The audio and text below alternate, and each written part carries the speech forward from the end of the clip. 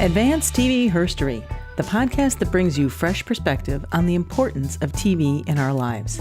We tell stories of leadership, persistence, and achievement of TV women because in the lives of women, no other media platform has influenced or inspired so many. Lo, these 60 years. Women of all ages have been impacted by what they've seen and will see on TV. So join us for a little advanced TV herstory by streaming it directly on our website, tvherstory.com, or anywhere you find podcasts. I'm your host, Cynthia Bemis Abrams. Hello, TV Herstorian. It is with great pleasure that we kick off what is going to become a series of chats with Jeanine Furino about how single women have been depicted on TV through the years. Through 6 decades, to kind of be more specific. It has been a great pleasure getting to know Jeanine Furino as I became familiar with her book called All the Single Girls, which she published just this year. Is that right, Jeanine? Yes. Yeah, early December. Yes, of 2017. Mm-hmm.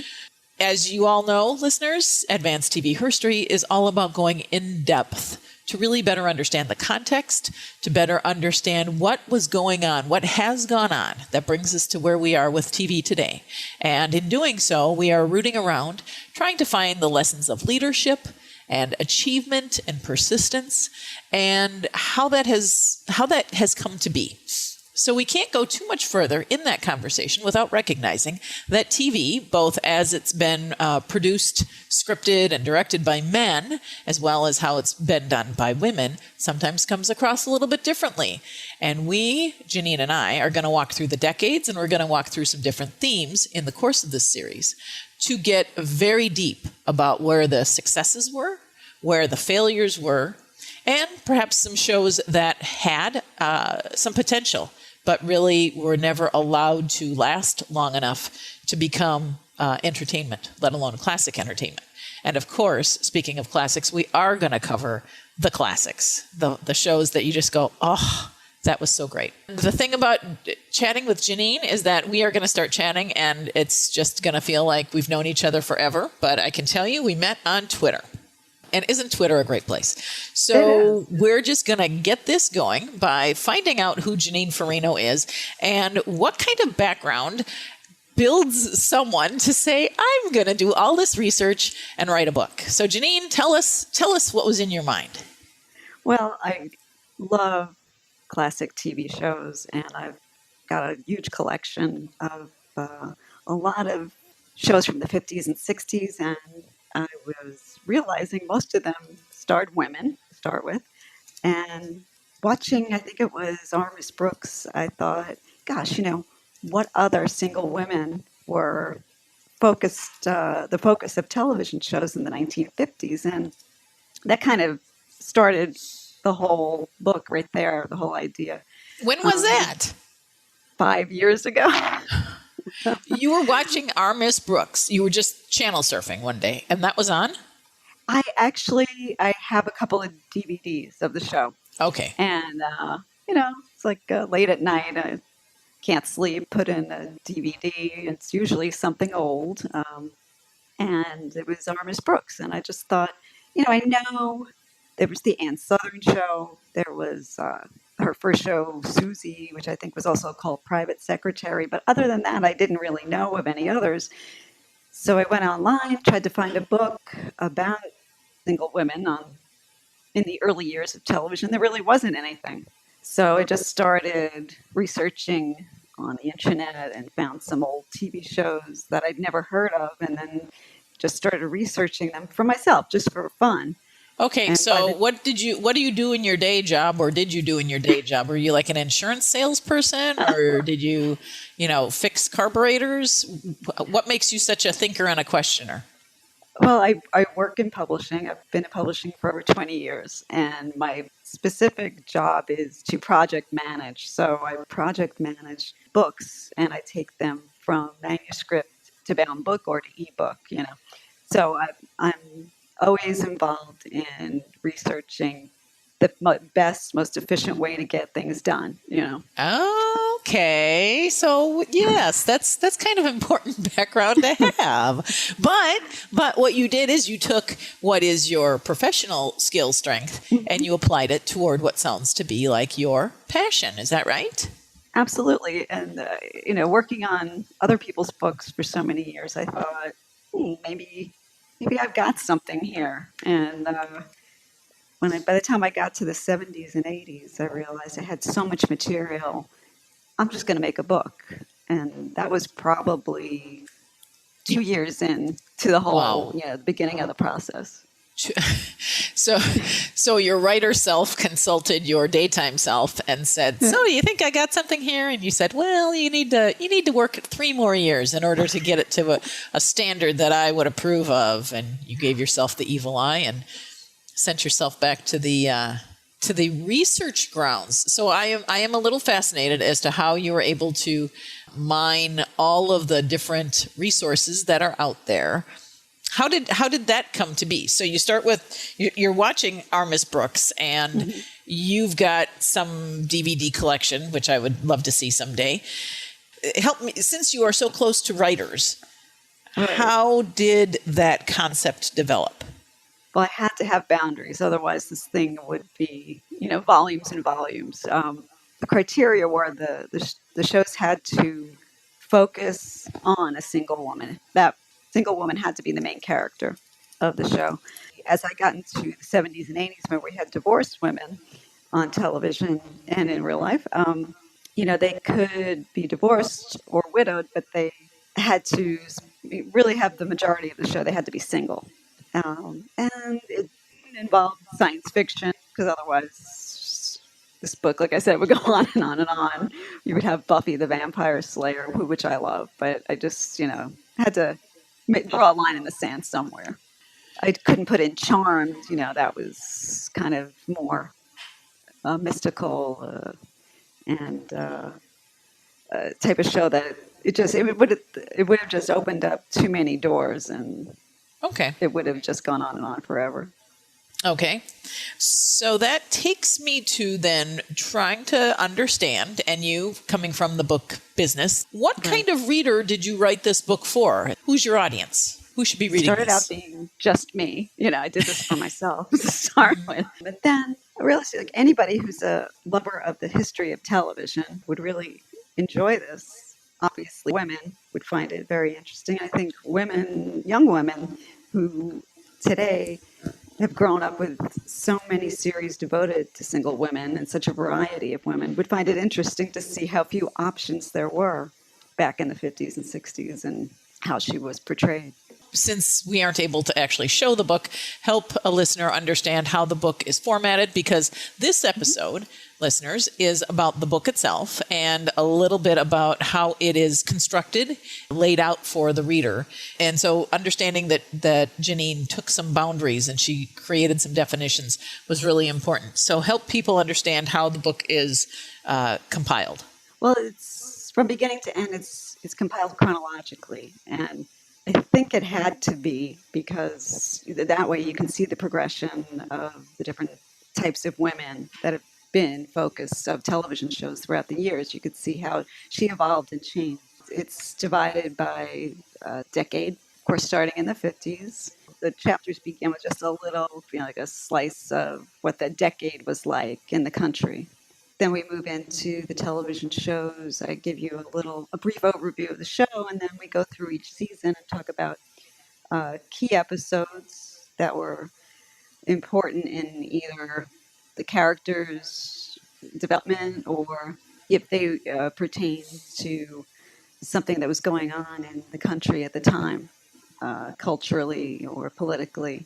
I list some famous guest stars that appeared on the series, and then finished up each television show with a little more about the main actors on the series.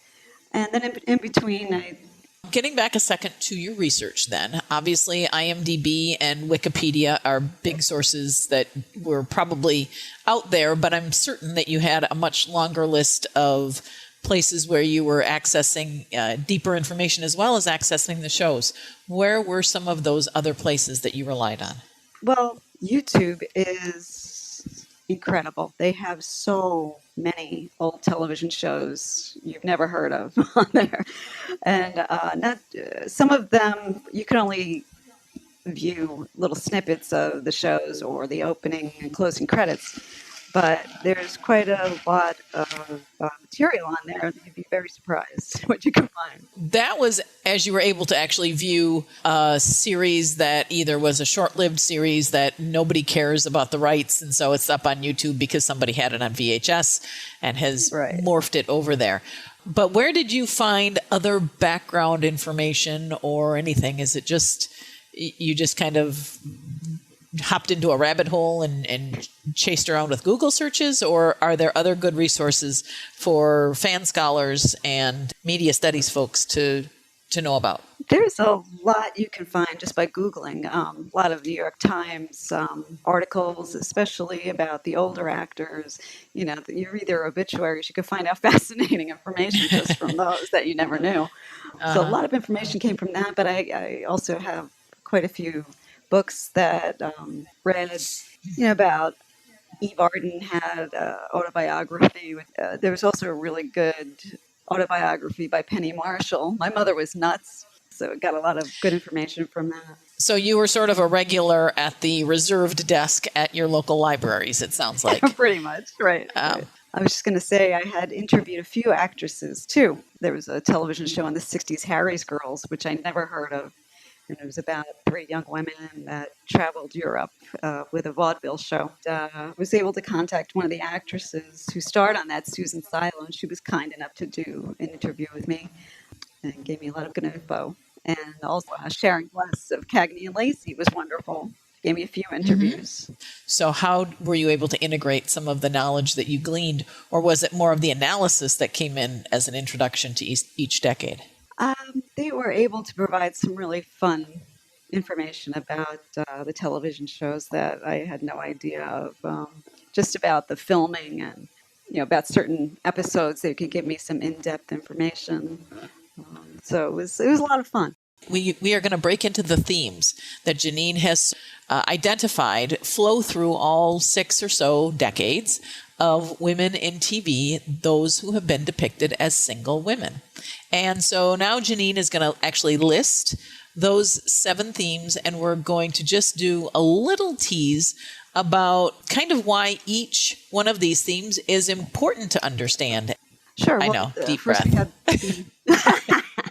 First Deep we breath. had, obviously, the woman whose goal in life is to marry. But you'll see that mostly in the 50s and 60s, and much less often as we go through the decades. It ran head on into the women's movement, into birth control, into the changing understanding of whether or not Americans were into getting married, and then the divorce rate getting to a point of 50% in the course of someone's life.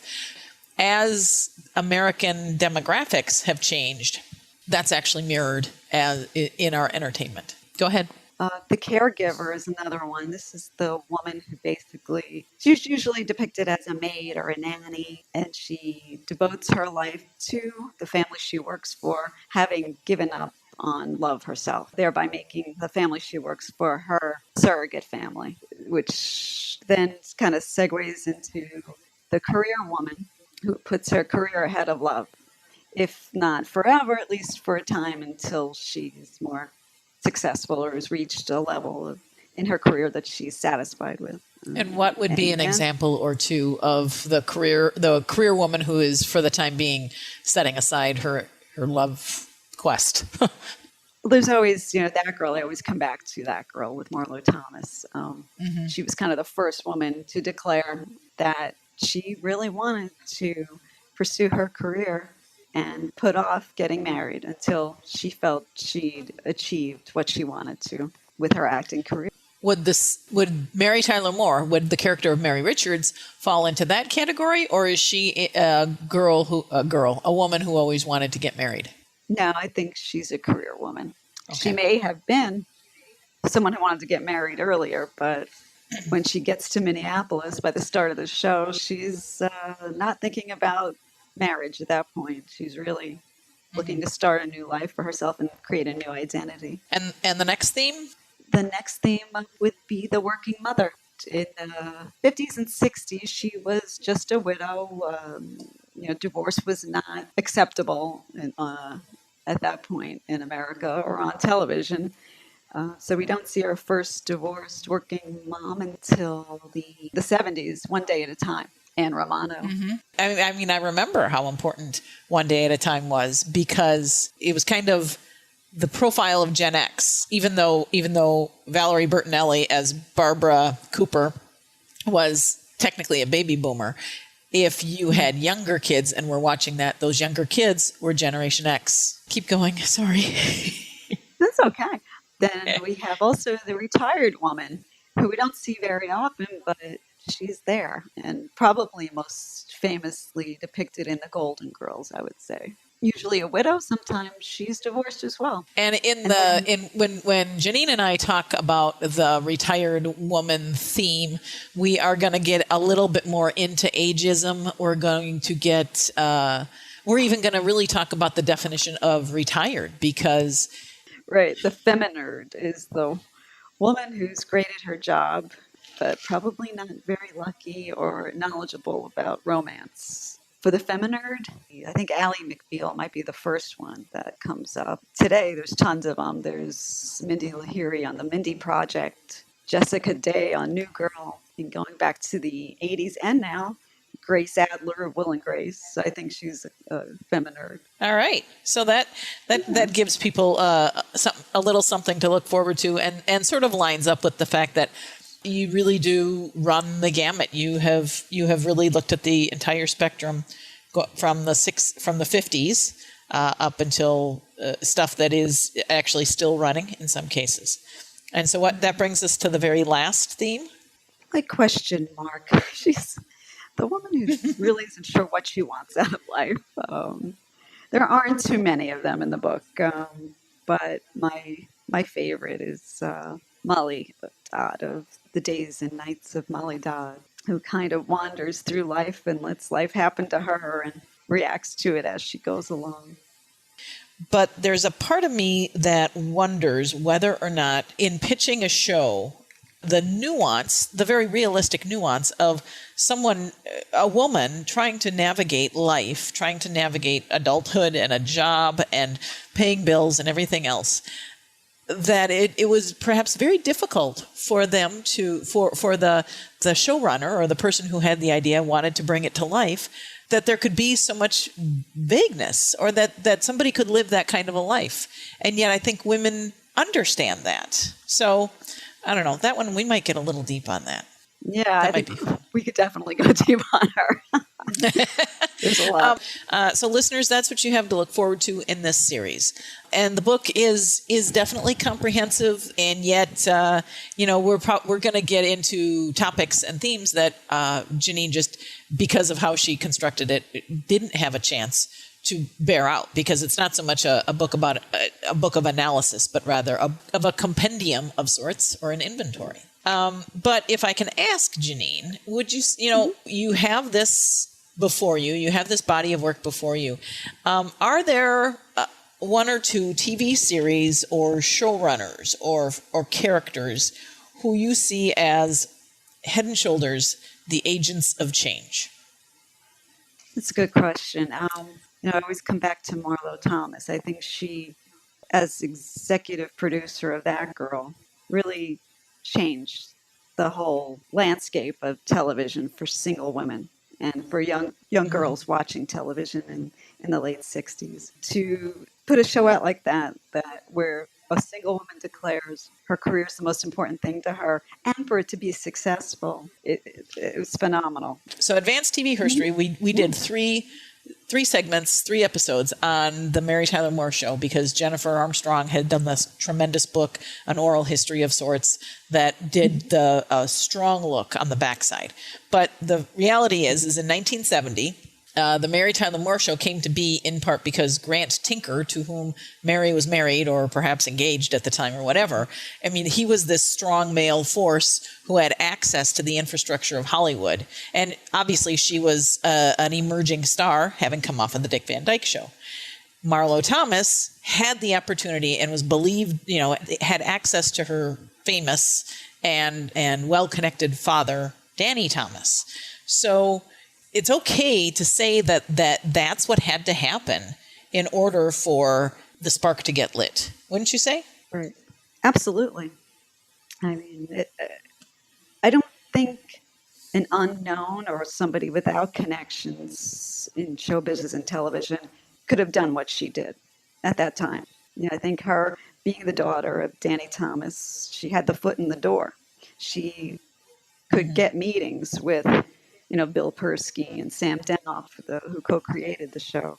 She already had the name behind her and, kind of the validity. Absolutely. So if Marlo Thomas was the very first, was there one show or showrunner? Where does Shonda Rhimes fit in? Would you say that TV-wise, she is a phenom that we're going to look back on and say, oh, wow, she changed things? Or is she just perfecting? She's up there, but I don't think that she is single-handedly making changes like some other people did. I think she is fabulous at what she does and has created some television shows people will never forget, and some characters, some very strong female single characters. But, you look back, Diane English with Murphy Brown kind of stood things on its head. And Linda Bloodworth Thomason from Designing Women, largely Women. from Designing Women, but Evening Shade and some of those.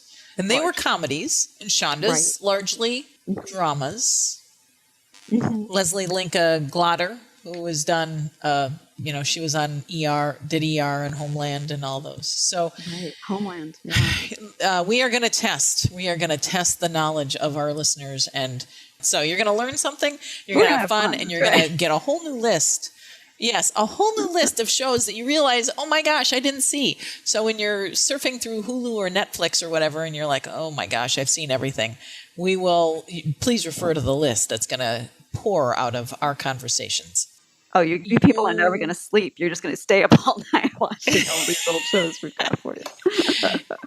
So I'm going to test you a bit, Jeanine, because you have this inventory and you've got this working knowledge of both the successful shows and the ones that were dogs, the ones that only aired for 4 episodes and then got cut or canceled, or maybe they made it a season. But then you look at, because Jeanine goes into when it is that they aired, which I think is fascinating.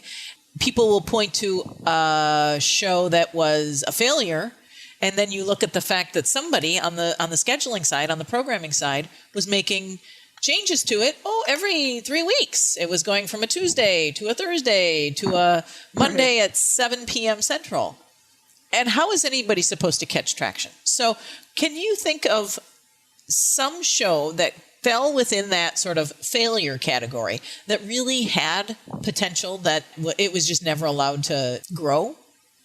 There's a lot of them, especially in the 2000s. Just so many television shows started popping up, that there was cable, and, later on Netflix came on the scene. I really liked Whoopi, which should have been given a little bit more of a chance.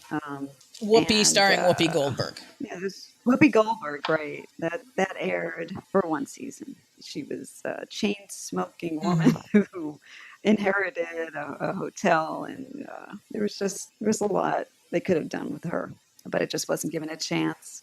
Pan Am starred Christina Ricci and Margot Robbie, who's now in I, Tonya, about single women who were airline and that was about flight Pan attendants back in the 60s. But it was a beautifully shot, and I thought it was really well done and should have been given another chance. I kind of wonder whether or not, if you're going to look at this chronologically, if in the 2000s, which was just on the cusp of streaming, and just as the cable networks were starting to get into original programming, that's really where you see the high standards that existed in regular broadcasting, still holding back some of the creativity that we have now come to appreciate. And so, as you mentioned, Whoopi, which aired in 2003 and 2004, it was, it seems like it was staffed by people who had been in the business. So like Terry Hughes, Whoopi had been around by 2003. She was a household name for 15 years. She was an established Black actress, in a legitimate actress, not just even like a little one-off thing. And we obviously have come to know her as being very thoughtful and opinionated. She ended up finding her voice on The View.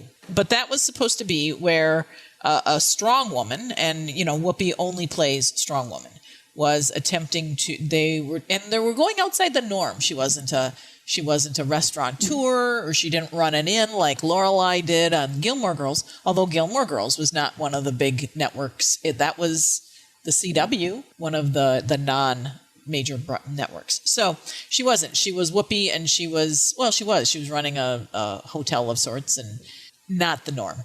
Will we end up talking at length about Barney Rosenzweig's audiobook about the making of Cagney and Lacey? Oh, definitely. Because he did